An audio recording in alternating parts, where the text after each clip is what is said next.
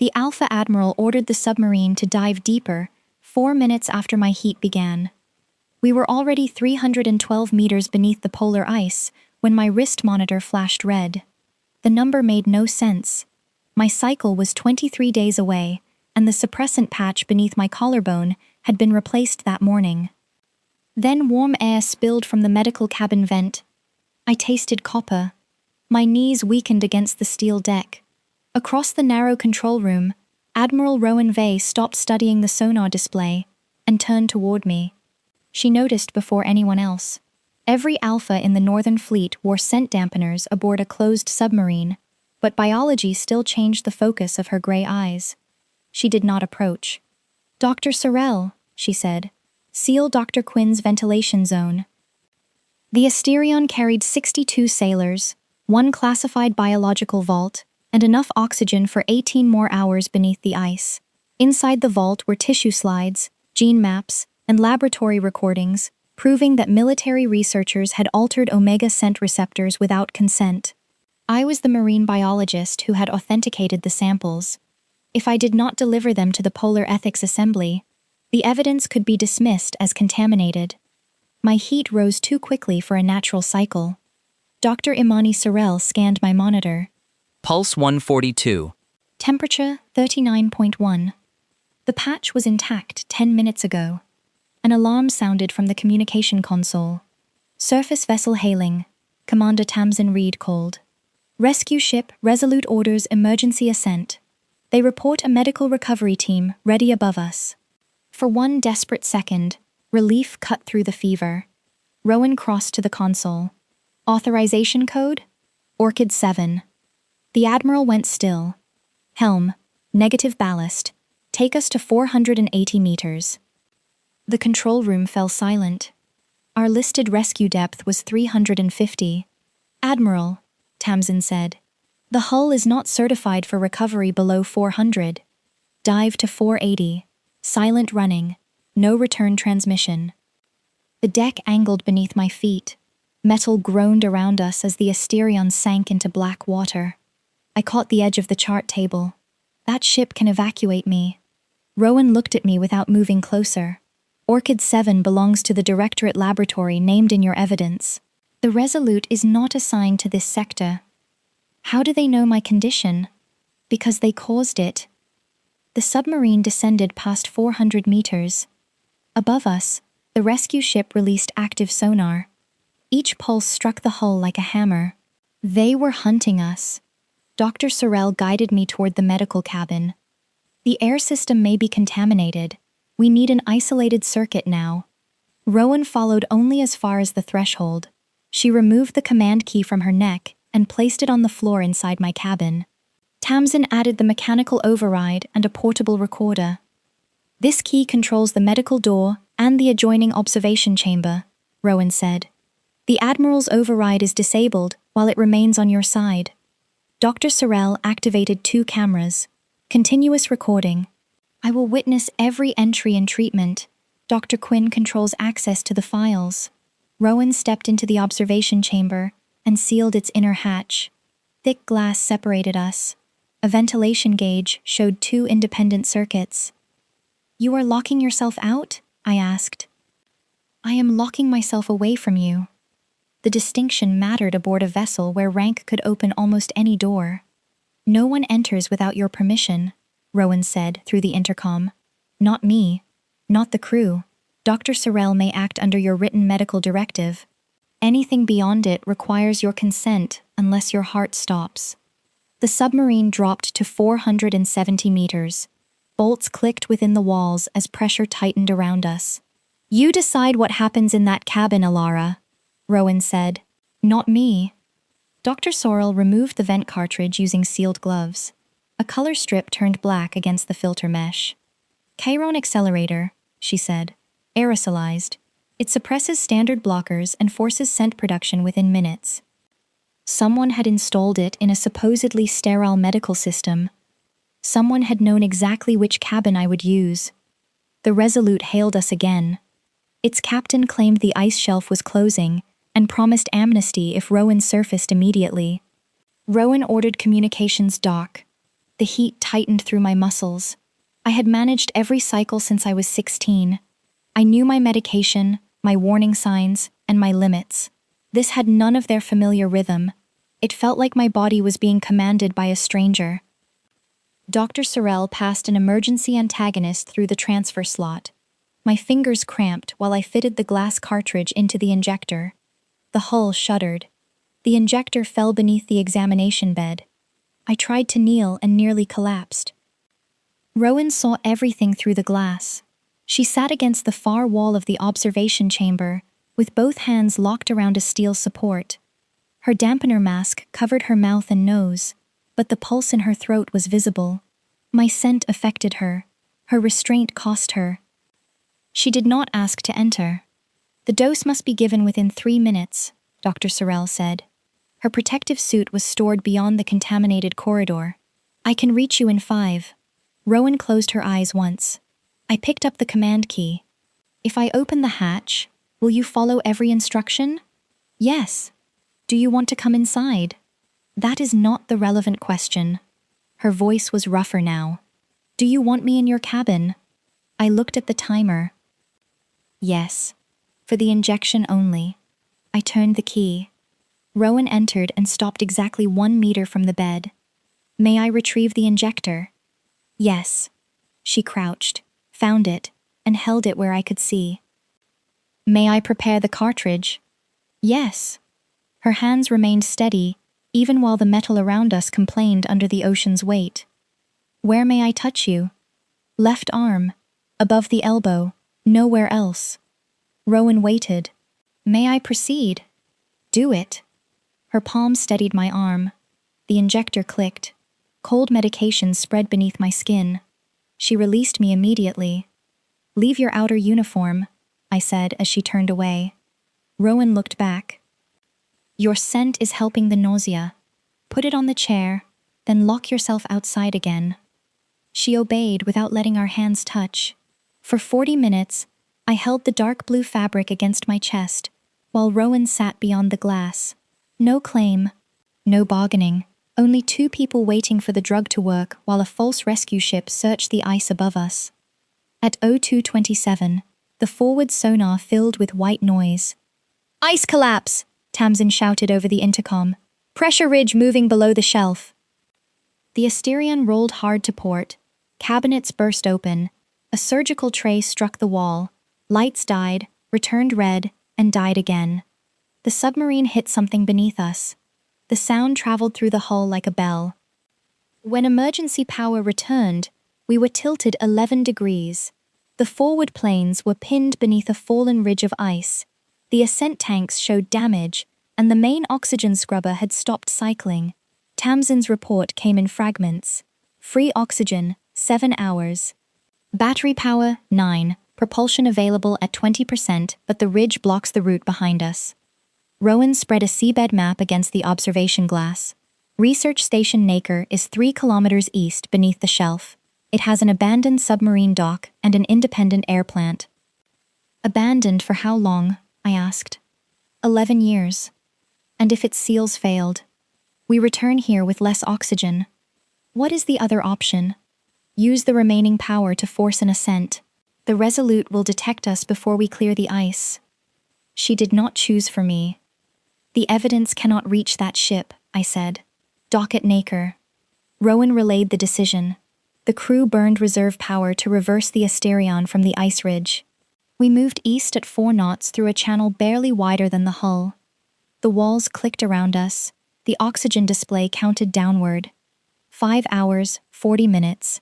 4 hours, 12. Sonar found Naker with 93 minutes remaining. The station hung beneath the ice like a dead metal city. Rowan guided the Asterion into its docking collar by hand because the automatic beacons no longer worked. The first seal failed. Freezing seawater sprayed through the forward lock. Engineers closed it with 30 centimeters to spare. The second collar held. Air hissed into the passage. The station was dark, but it was alive enough to breathe. The crew remained aboard repairing the scrubber, while Rowan, Dr. Sorrell and I entered Naker with the evidence vault. We found emergency oxygen, a thermal reactor, and 6 sleeping rooms that locked from the inside. Rowan tested the nearest lock, placed the key in my hand, and chose a room across the laboratory corridor. I will remain there, unless you call. You are the ranking officer, which is why the boundary must be visible. My fever was falling. Her caution did not. We had been inside Naker for 36 minutes when the air plant alarm began. The primary intake had frozen shut. Emergency tanks gave the station 58 minutes, but the Asterion could not accept the crew again until its own scrubber was repaired. One blocked valve had placed everyone on both sides of the docking collar on the same clock. The manual release sat inside a service conduit 60 centimeters wide. Dr. Sorrell could not fit through it in her protective suit. Rowan could reach the wheel, but only I understood the station's obsolete biological filtration system well enough to identify which line would flood the vents with preserving gas. We go together, I said. Rowan studied the narrow opening. You are still recovering. That is medical information, not an order. She accepted the correction. Do you choose to enter? Yes. We crawled into the conduit with me first, and Rowan 2 meters behind. Steel pressed against my shoulders. Pipes vibrated above my spine. Every breath returned warm against my face, because there was not enough room for air to move past us. Halfway to the valve, the ice shelf shifted. The station lurched. A pressure door slammed behind Rowan, cutting off the corridor light. Our lamps flickered, and the emergency display dropped from 41 minutes to 18. A line ruptured, Rowan said. The conduit was too narrow to turn around. Her alpha scent reached me despite the dampener, mixed with oil and cold metal. My body remembered the cabin even as my mind knew the difference. Stop moving, I said. She became completely still. I need 6 breaths. Take 12. I counted until the panic loosened. At the junction, 3 identical wheels emerged from the wall. The faded labels had peeled away. Rowan raised a wrench toward the nearest one. Not that, I said. That releases formaldehyde through the laboratory ducts. Her hand froze. I welcome your expertise. The center valve feeds the oxygen bed. It turns against pressure. Rowan pulled. The wheel did not move. I need leverage, she said. May I brace my back against your boots? There was no room for distance, only choices made clearly inside it. You may touch the soles. Nothing above my ankles. She positioned herself and pushed. I held the pipe frame while she forced the wheel 1/4 turn. The line screamed. For a second, I thought we had chosen wrong. Then clean air rushed across my face, cold enough to hurt. The emergency display climbed from 11 minutes to 2 hours. We backed out 1 careful movement at a time. Rowan kept her hands exactly where I had permitted. When Dr. Sorrell opened the outer panel, the crew in the station corridor cheered. Rowan emerged covered in grease, one braid half undone. Admiral, I said, your heroic image may not survive this mission. Seal the records. The danger had required closeness. It had not removed the need to ask. Naker's food stores contained protein bricks, powdered broth, and a jar labeled tomatoes that held something gray. Rowan attempted soup. I tasted 1 spoonful. Admiral, has the fleet formally declared war on flavor? Flavor compromised operational readiness. Dr. Sorrell laughed so hard she had to sit down. For the first time since the dive, the walls felt farther apart. That night, Rowan and I repaired the station's carbon scrubber beside a heater that worked only when kicked. She read engineering diagrams upside down. I translated scientific shorthand. Once, our hands reached for the same wrench. Both stopped before contact. May I? She asked. You may take the wrench. A devastatingly limited permission. Use it wisely. Her smile changed her whole face. I had noticed Rowan long before my heat. At the Coastal Inquiry 8 months earlier, she had challenged an admiral who called non-consensual genetic sampling a reasonable price for readiness. She listened when junior scientists spoke. She remembered the names of drowned researchers after ministers forgot them.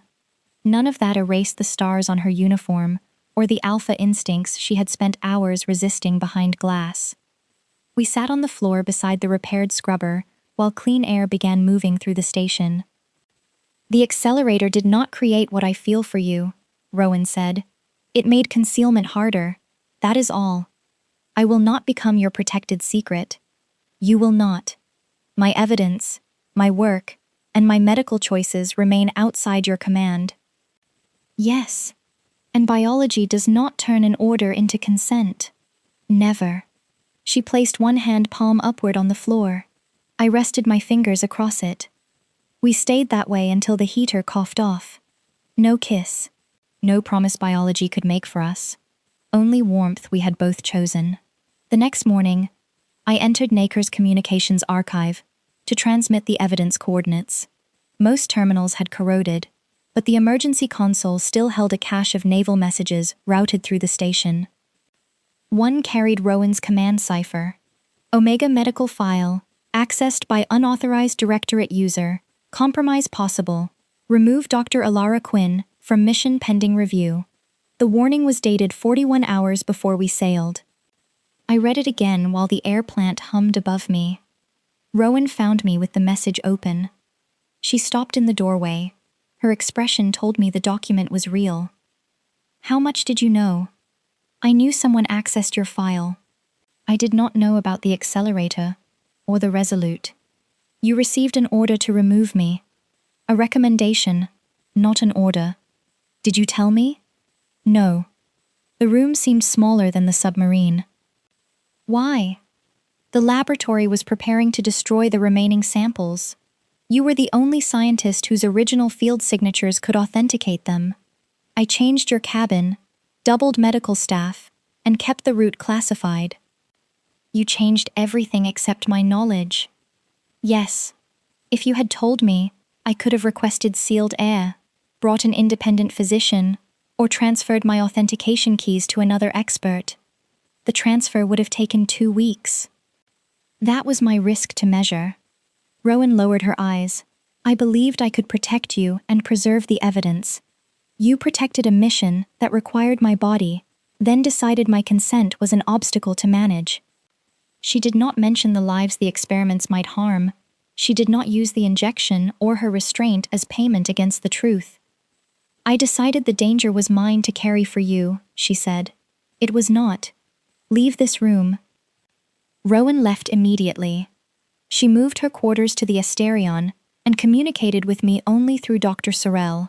When the crew freed the forward planes, Rowan placed Tamsin in operational command and removed herself from every decision involving my transport. 14 hours later, a trusted icebreaker reached Naker using a civilian authorization channel. I boarded with Dr. Sorrell, the biological vault, and a copy of every station message. Rowan remained beneath the ice until the Asterion could surface safely. She did not ask me to wait. At Fleet Harbor, cameras surrounded the gangway. Reporters shouted that an Omega biologist had seduced an admiral, triggered a medical emergency, and forced a classified submarine below rescue depth. A military commentator suggested Rowan had hidden me underwater to form an unauthorized bond. There was no bond. There was no secret affair. There was one complicated truth nobody wanted intact. Rowan had protected me during the induced heat. She had also withheld information that might have prevented it. 3 days later, a sealed packet arrived at my laboratory. It held unedited bridge recordings, medical cabin video, maintenance logs, the original warning, and Rowan's signed statement. I received credible notice that Dr. Quinn's medical file had been compromised. I failed to disclose that notice before departure. All responsibility for that decision is mine. She surrendered command authority over the Asterion pending investigation, waived secrecy protections, and authorized release of records that could end her career. She included no private letter. I began digging. My friend Cassia Noor was a genetic privacy attorney who considered classified filing systems an invitation to argument.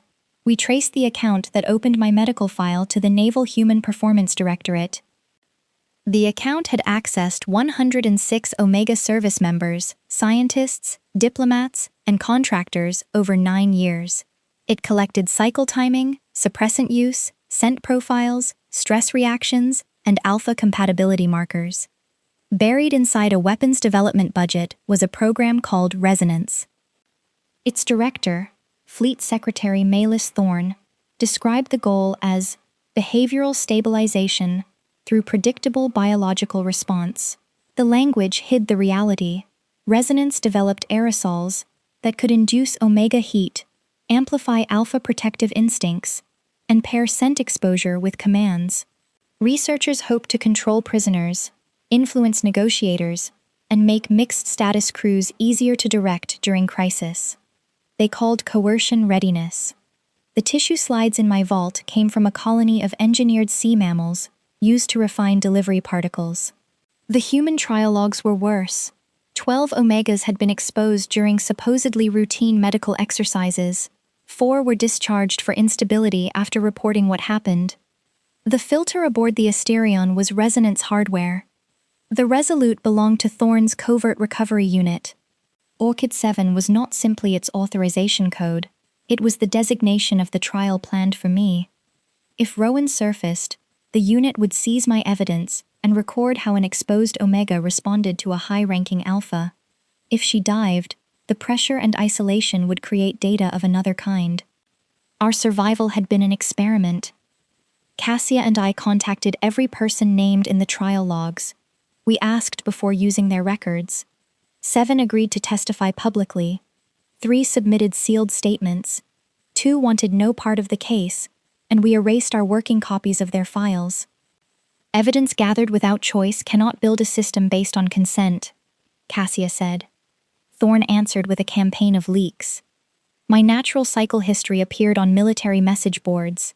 Anonymous officers claimed I fabricated the samples because the Navy rejected my grant proposal.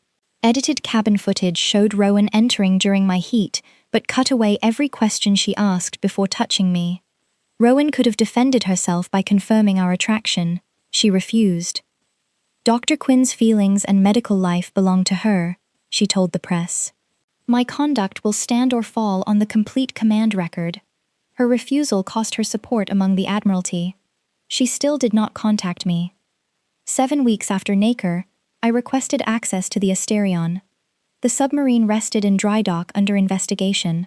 Its outer hull carried a long scar from the ice ridge. The medical cabin smelled of disinfectant and cold steel. Rowan waited in the passage without rank pins on her uniform. "May I enter?" she asked. The command key hung on my side of the door. I opened it. We watched the unedited emergency footage together. I saw Rowan lock herself behind the glass, heard each request for permission, and watched her leave the moment the injection was complete. Then we reviewed the bridge record from before departure. Her voice rejected the recommendation to remove me without ever asking what I wanted. I kept trying to make one truth erase the other, I said. It cannot. No. Rowan stood an arm's length away. I am sorry. I will answer publicly. I will accept the tribunal's decision. I will not ask you to defend me.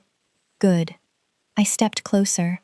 Her breath changed, but her hands remained at her sides. The accelerator did not create what I feel, I said.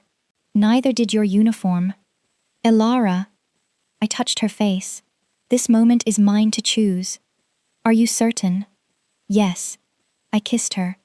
It was careful and brief. When I moved back, she did not follow. That is not forgiveness, I said. I know. It is not a promise. I know that too. For the first time, the submarine held a memory that belonged only to us. Secretary Thorne summoned me the next morning. Her office overlooked Fleet Harbor from a tower of blue glass. She dismissed her aides and placed a research charter on the desk between us. It offered unlimited funding, permanent protection for every Resonance survivor, and my appointment as chief civilian scientist of a reformed directorate. You could control the program that frightened you, Thorne said. A program built to remove control from people like me. Built to prevent biology from deciding wars. Poor methods do not erase a necessary goal. What do you want in exchange?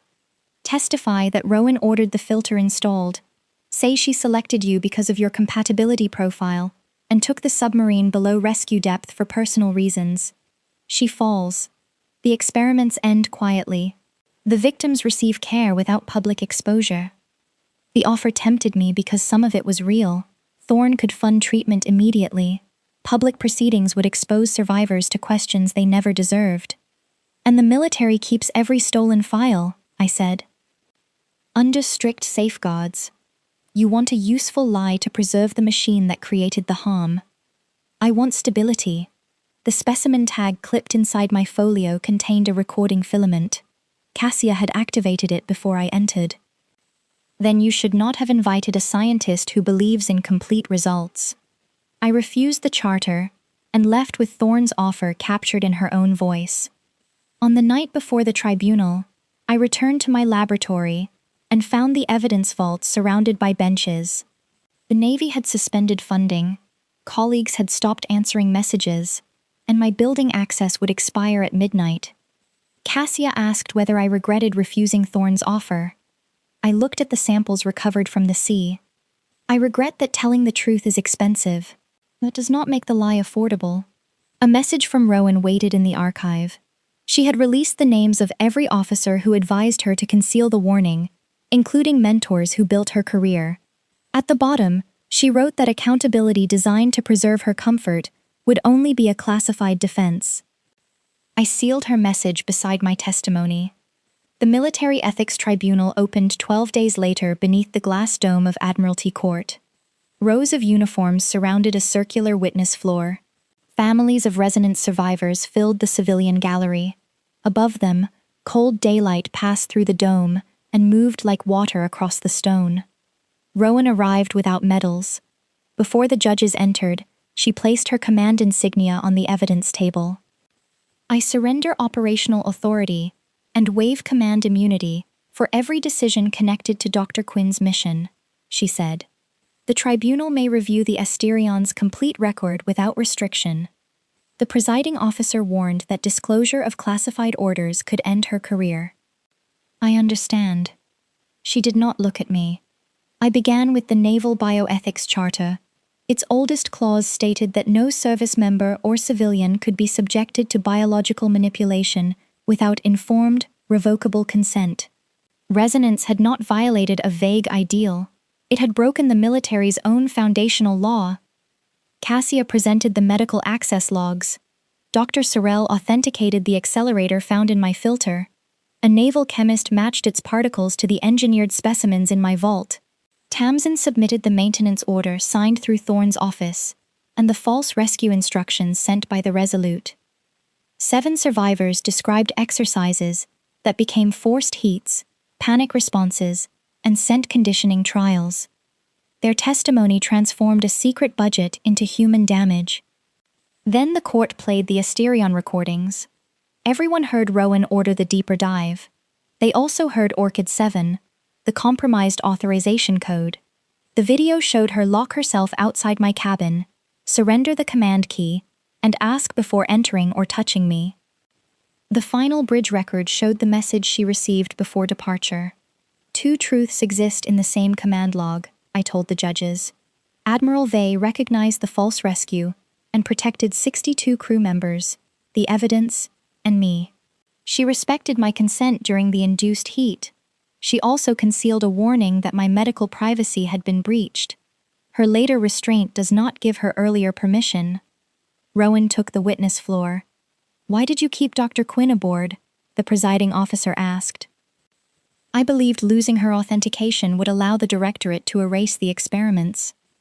Was that belief reasonable? The threat to the evidence was real. My response was not acceptable. I treated Dr. Quinn's informed choice as a mission risk I could overrule. "Has she forgiven you?" "Her private feelings are not a defense available to me," Thorne testified last. She called Resonance a flawed defensive program created after scent weapons appeared in foreign arsenals. She insisted centralized medical data allowed commanders to protect biologically vulnerable personnel. "An enemy will not request consent before exploiting an Omega," she said. "Neither did you," I answered. The judges allowed the recording from her office. Her offer echoed beneath the dome. Funding, treatment, career power, a false accusation against Rowan, permission to preserve the stolen files inside a renamed program. When it ended, Thorne remained perfectly composed. Nations survive because someone is willing to make decisions citizens would reject if they knew the danger, she said. Rowan faced her from the witness bench. Then you have confused secrecy with service. The judgment took 5 days. Thorne and 6 senior officers were removed from duty and charged with assault, unlawful experimentation, obstruction, and falsification of rescue orders. The Resolute was seized. Resonance laboratories were closed under civilian supervision, and the military notified every person whose file had been accessed. The records were not simply handed to another agency. Each subject could choose independent storage, personal return, or verified destruction. Treatment funds were controlled by survivors, not the directorate that harmed them. New law required tamper-evident ventilation filters, civilian inspection of scent research, passenger-controlled medical locks, and recorded consent protocols on every closed military vessel. Cycle data could not enter readiness reports without the individual's written authorization. Rowan received a formal reprimand and 6 months without command. For 5 years, she was barred from supervising biological missions. Admirals could no longer overrule medical disclosure rules alone. An independent civilian officer had to approve any exception. The consequence was public and permanent. Parliament offered me leadership of a military protection office. I declined. Omega scientists do not need another unit built around someone else protecting us, I told the appointment committee. We need authority no admiral can cancel. They created the Independent Commission for Genetic Ethics, answerable to civilian courts, and an elected scientific assembly. I accepted its first chair and hired Cassia as chief counsel. My career did not depend on Rowan's rank. Only then did I invite her to dinner. Our courtship disappointed every newspaper that expected scandal. Rowan came to my small apartment and discovered that a decorated admiral could lose a fight with a folding table. We walked beside the harbor without hiding. She met my father, who asked her 17 questions about ballast before permitting dessert. Twice a month, we attended consent counseling. We discussed rank, scent, security, publicity, conflict, and the difference between offering help and making refusal expensive. Rowan learned to ask what support I wanted instead of presenting a finished solution. I learned that independence did not require refusing every kindness. She cooked soup at my apartment. It remained dangerous, but no longer legally actionable. I left waterproof boots aboard her new shore office. She left one uniform shirt in my closet and asked before bringing another. Some evenings we kissed. Some evenings we worked in silence. When memory turned a locked room into fear, Rowan opened the door and waited outside without treating distance as rejection. 9 months after Admiralty Court, my natural heat arrived on schedule. I chose my apartment, my physician, my medication, and the only key. I set clear contact limits before Rowan arrived. She waited in the hallway at the exact time written in my message. "Do you want me inside?" she asked. "Yes." "Do you want scent contact?" "After the antagonist dose." "Do you want the recording active?" "For the first hour." "Do you want to discuss a bond?" This time there was no sabotage, pressure alarm, false rescue, or crew counting oxygen. I could answer slowly. "Not yet," I said. "I want the question to remain open." "Then it remains open." She stayed because I invited her.